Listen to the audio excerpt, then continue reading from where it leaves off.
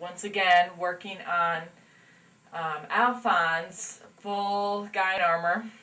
People do know him from FullMetal Alchemist. I started this years ago. Sorry if I'm moving too quickly. It's okay.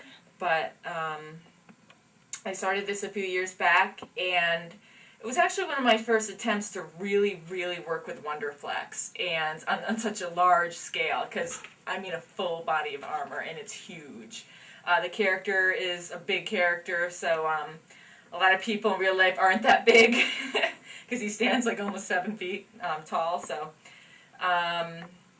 most of the bodysuit is downstairs. It's not finished yet, and I just kind of put it down there. I got frustrated with it, but it was a very hard, challenging project, and now that the show came back, I am motivated to work on it again, hopefully this summer.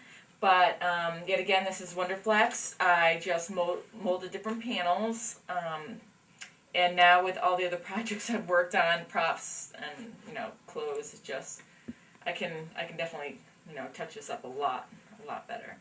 So this will be reoccurring costume hopefully this summer. So that was fun. The wide grin. And this guy, because he is so big, I made this, your head, if you really wanted to try, you can put your head in here. But I made it so it'll rest right on your head. There's no cushioning inside, so it's not very stable right now. But there's a vent that I made that goes across here of silver. It's all going to look like metal. And you can you can have like a black cloak on, and you'll be able to see right through the neck area, and this will move with, with your head, so it'll be believable anyway. So I think that's a pretty cool thing. So I got that guy, and then the other main character, this is very banged up. I haven't really even looked at it in so long. You can tell I knocked into things a lot with this. Wonderflex. This is when I attempted Fimo. For a big panel, and it worked out pretty good, but paint does not like to stay on it, so not any bang, but a decent hit against metal or wood kind of left all these indentations in it. Not a big deal, I just resand it and then do it over, but I made a similar automail, it's called mechanical arm automail, arm for a person in Germany, and it was pretty cool. It came out very good. All out of Wonderflex, looked just like metal, very lightweight, and he absolutely loved it. He has it now, gosh, how long has it been now? I think 2 years. So, and it's still holding up strong, and he takes it everywhere. So, yes, geeks unite. So, anyways, you're supposed to have a covering underneath here because car paint and, skin don't always mix so close together when your skin's not really breathing so well. Yes, I'm saying that from experience here. It wasn't fun. And this is so wear and tear. I am fixing all of this later.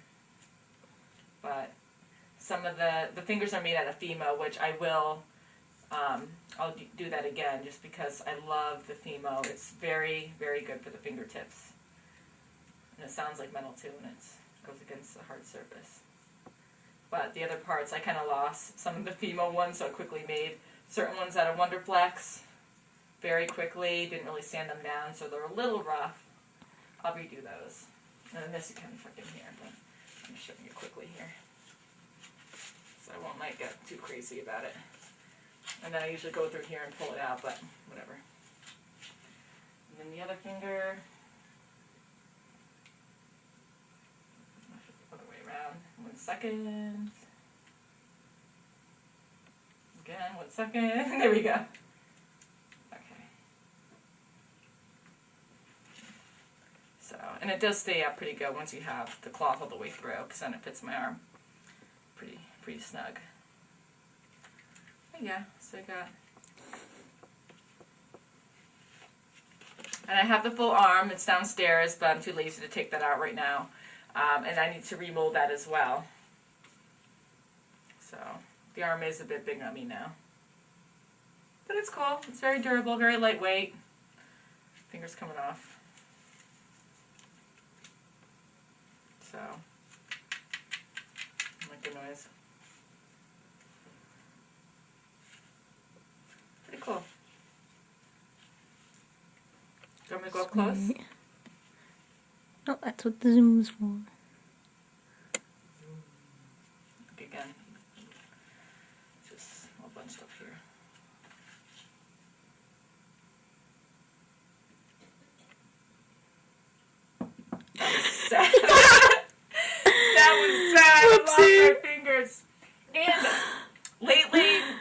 I've been putting these on with hot glue, so you can tell the index finger not on with hot glue. So you find your little, shortcuts to make sure things stay where they should. So, voila. Awesome. Here, let me show you this. Yeah, let me show you this. I'm going to go real quick. Same character. This was a good attempt. I'm very, very picky. I really like the sculpture here. Again, wear and tear. This is pretty old now. He has a dragon staff, and again, I do love to sculpt, so I went ahead and sculpted the dragon. All this is Fimo clay. I love this stuff, but like I said, it's very hard to work with when you're molding it, because you only pretty much, people will argue, debate this, but you only have one go at it once you knead it, and then you start to roll it out, and say if you make a mistake, it's not very easy just to add on another piece, because it's really hard to blend other clumps together. It just starts to push, and it feels kind of oily. It just doesn't stick together so well. So another case, if you make a mistake, you just have to take the whole thing off and just remold it all together and then try again. Yeah, so I had a lot of problems with the dragon, so I decided to make him in sections as well, because like I said, it couldn't blend together. And then here, it just got really bumpy. It's hard to take out all the air pockets. Fun attempt though. It still looks kind of cool when you're, maybe even on the camera, it looks pretty cool. You can't really see so many blemishes and air pockets, but it's fun. And it's a little top heavy. Not so bad, but more than you would think. And then I had to hot glue some stuff on because some things broke off of it, but it was cool. I always like to experiment with other materials, and eventually I'll get to latex because I really want to do that next. And I do want to work with resin, like work with plaster molds, and actually just like pour in the resin, because I think that'll be a whole lot better, be lighter, durable, just more process, and that's okay, because then you can make more. You can make a lot more instead of starting from scratch all the time. So yeah, voila. And then a dowel. Gotta love it. But yeah.